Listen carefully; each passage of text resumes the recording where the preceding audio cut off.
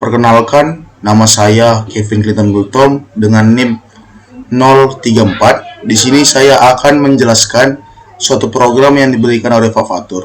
Berikut penjelasannya.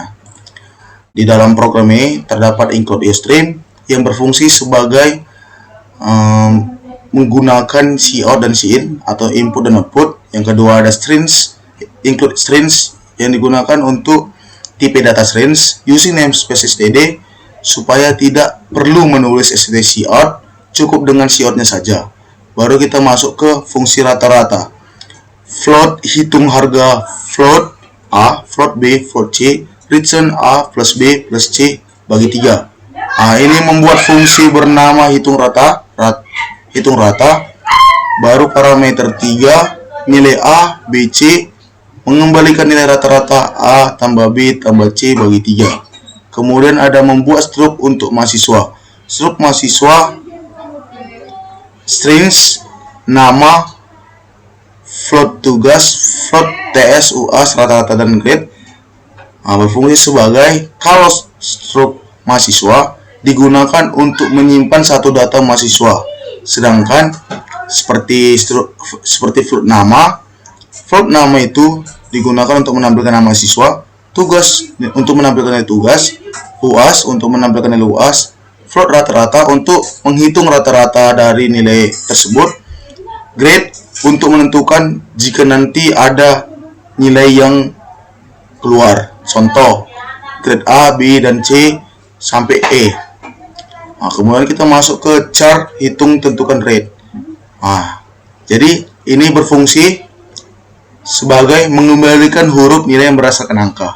Jika nanti nilainya lebih besar dari 85, maka nilai yang keluar itu A. Grade yang keluar itu A. Lebih besar daripada 75, yang keluar itu grade B.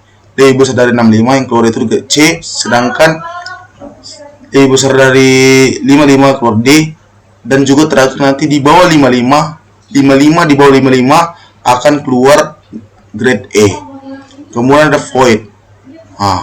Untuk loop untuk menampilkan pola ini berfungsi untuk yang pertama menampilkan fungsi menerima angka n. Baru loop I menentukan jumlah baris, loop J menentukan jumlah bintang tiap baris. Contoh, kalau kita ketik n nya sama dengan 3, maka yang keluar akan bintang. Yang keluar nanti akan bintangnya 3 baris ke bawah, nanti mengikuti membentuk setengah segitiga. Kemudian ada in main. Kita masuk ke program utama ya. Ada in main sampai in jumlah. Ini berfungsi untuk misalnya untuk in main ini program utama.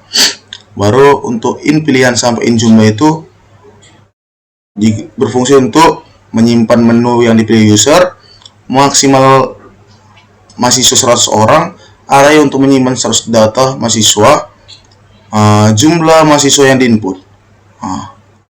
Kemudian ada do ini adalah menu do while yang berfungsi untuk perulangan agar menu tampil terus sampai user memilih keluar. Baru kemudian ada ini cout sampai cin pilihan, ini berfungsi untuk menampilkan menu, baru user menemukan angka menu ke variabel pilihan. Kemudian ada switch itu adalah pilihan menu case atau pertukaran. Baru selanjutnya ada case pertama itu berfungsi untuk meminta jumlah mahasiswa.